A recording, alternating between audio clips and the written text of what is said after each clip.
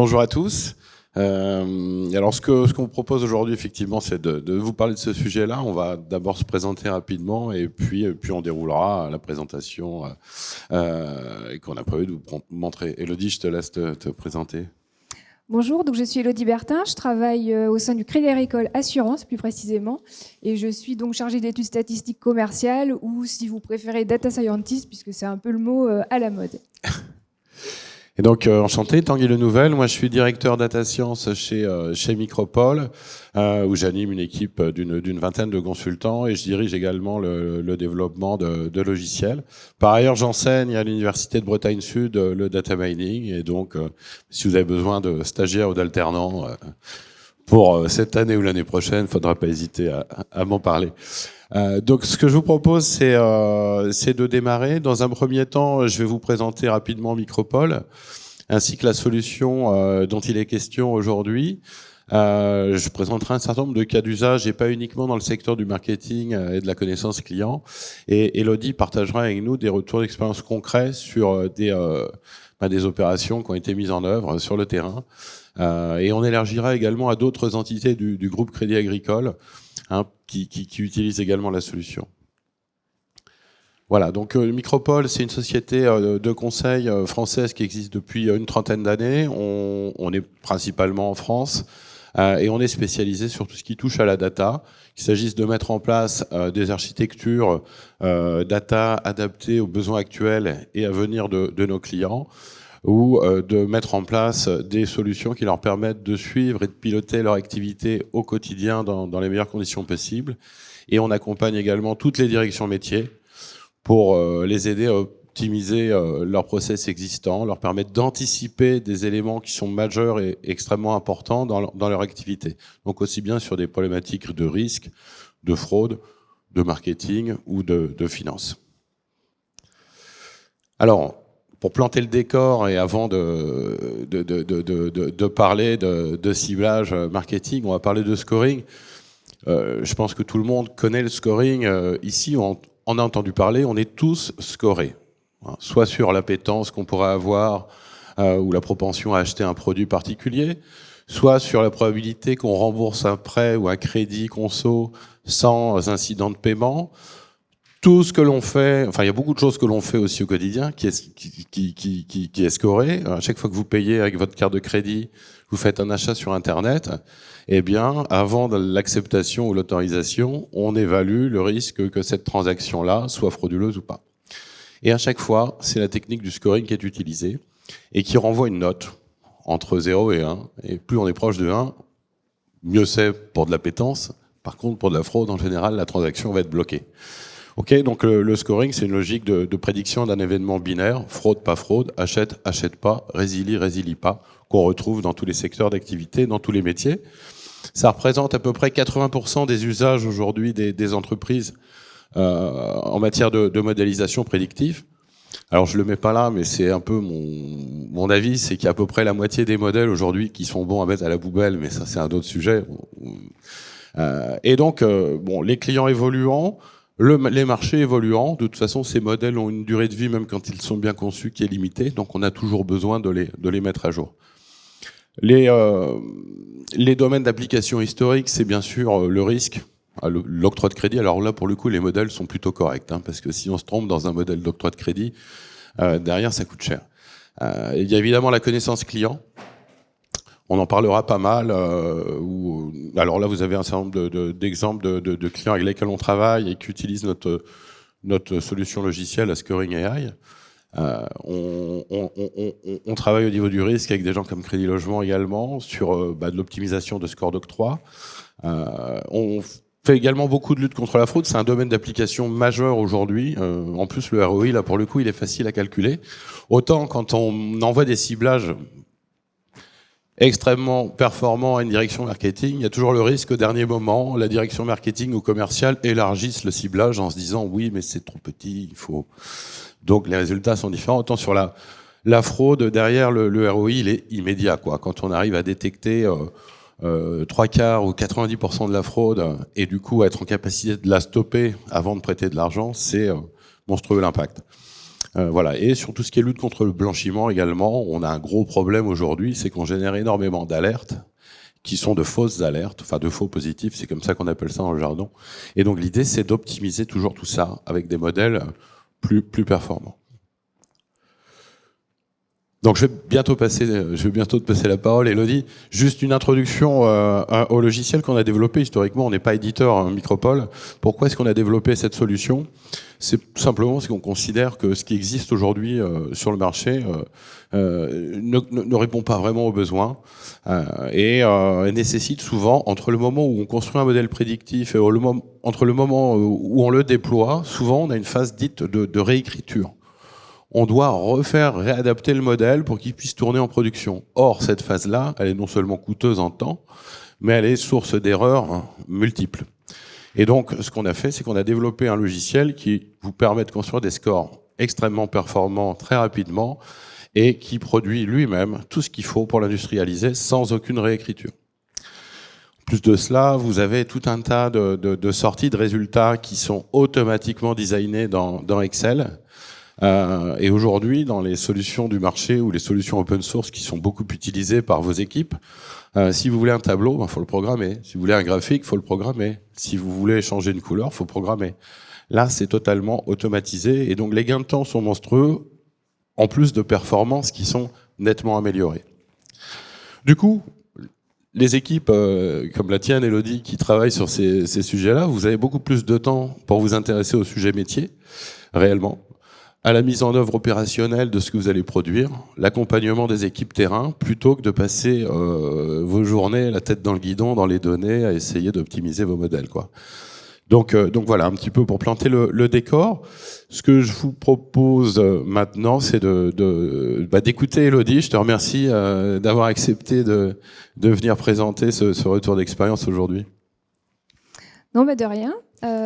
Donc moi, au Crédit Agricole Assurance, je travaille à la direction de la transformation. Donc c'est une direction qui est nouvellement créée et qui a pour but vraiment de recentrer toutes ces actions vraiment pour le client.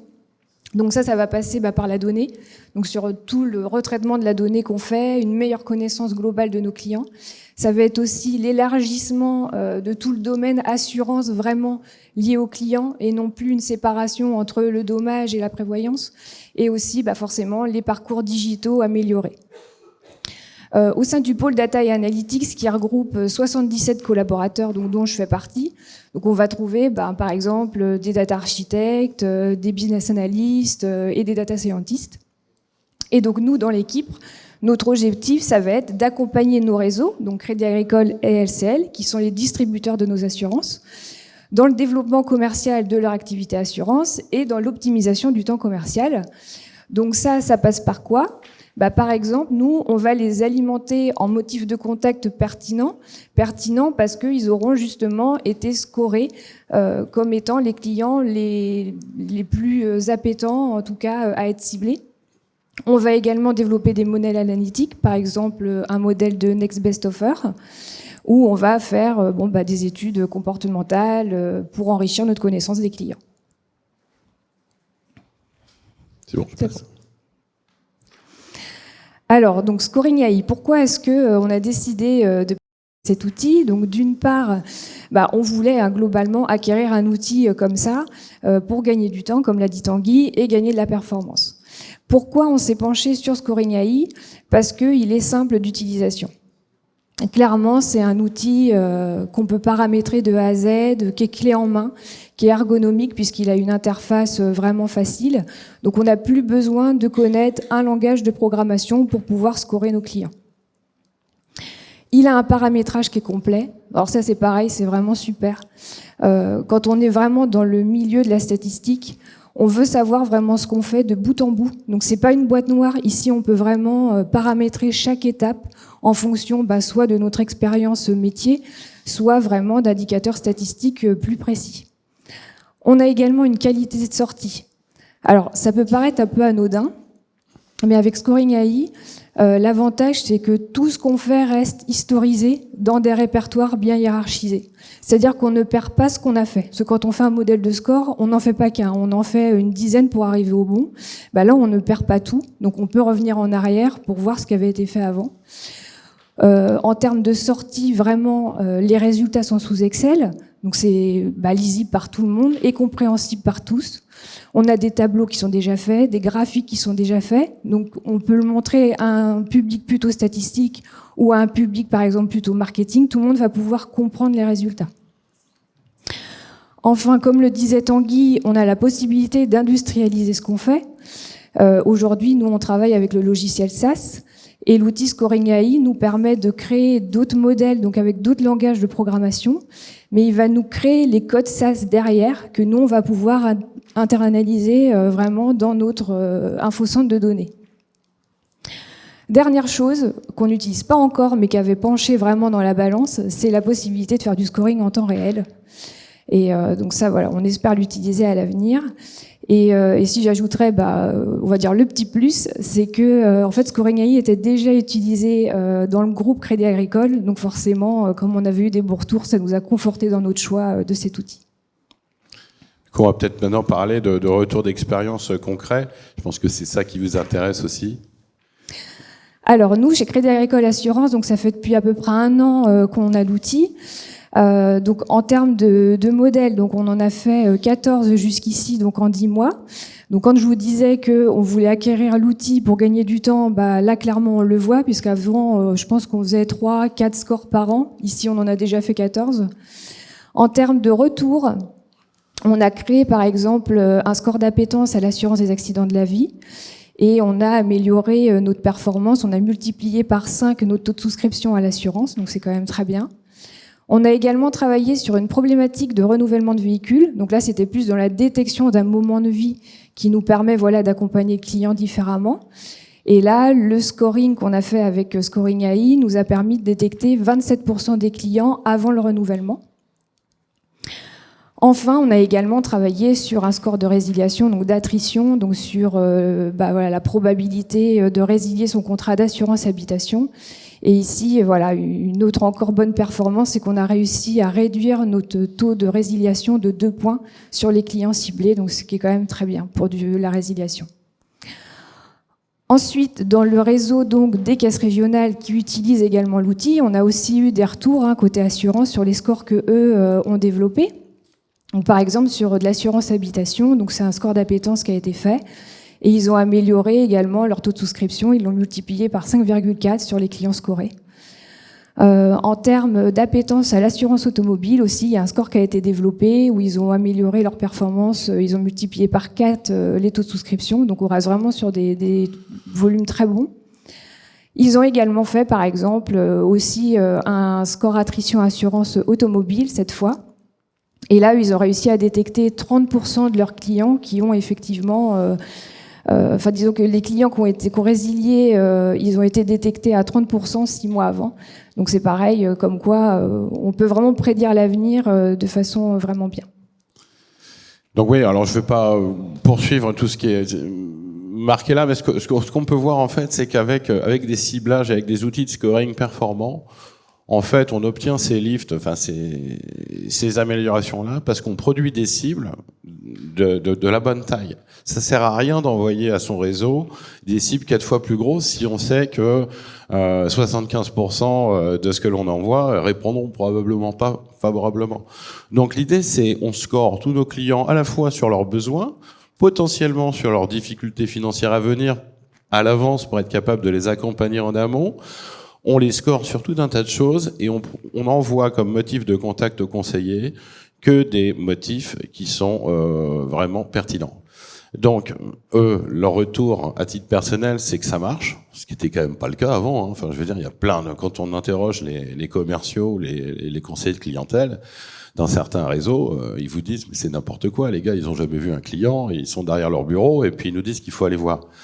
Quand on leur envoie des micro-cibles et que ça cartonne, là, sur l'habitat locatif, donc des gens qui veulent faire de l'investissement locatif, soit en but de défiscaliser, soit dans l'optique de préparer des revenus futurs en complément de retraite, là, ils sont x12. La dernière version du modèle, maintenant, on est à x20 sur les clients les mieux scorés. C'est monstrueux. Ils ont envie de décrocher leur téléphone. Et donc, l'idée, c'est qu'il y a une efficacité qui est décuplée. Puis il y a une vraie adhérence du réseau à ces nouveaux outils. L'enjeu à venir, là, maintenant, c'est d'être capable d'utiliser les données chaudes. Données chaudes, c'est ce que fait le client en temps réel sur le site, et d'immédiatement recalculer ses notes de score, parce que ça va forcément potentiellement modifier la priorité des motifs de contact, et il faudra lancer une alerte temps réel au client. Donc je fais un peu la jonction avec le slide qui suit. Voilà, donc tu viens de le dire. Le premier point pour nous, ça va être de faire du scoring en temps réel. Et le deuxième point, ça va être également de qualifier nos motifs de contact, puisqu'aujourd'hui, on sait pourquoi un client, il a telle note de score au global, mais on aimerait bien vraiment savoir pourquoi on contacte ce client-là plutôt qu'un autre, parce qu'il a peut-être une caractéristique en particulier qu'un autre n'a pas, et ça va nous permettre vraiment d'améliorer notre discours. Voilà, pour terminer là-dessus, l'outil le permet déjà. Hein, donc, c'est-à-dire qu'en plus de vous donner, de scorer un client sur le fait qu'il soit appétant à une offre en particulier, on est capable de donner les principales raisons qui fait qu'il est appétant. Donc, je parlais de l'investissement locatif tout à l'heure. Vous pouvez être appétant soit parce que vous payez trop d'impôts et que vous voulez défiscaliser, soit parce que vous en avez déjà fait un et que on arrive au terme de la période où vous pouvez défiscaliser et donc vous pourriez être tenté d'en refaire un autre, soit parce que vous n'avez pas encore fait d'investissement locatif et compte tenu de votre activité professionnelle, ce serait logique de préparer dès maintenant votre retraite.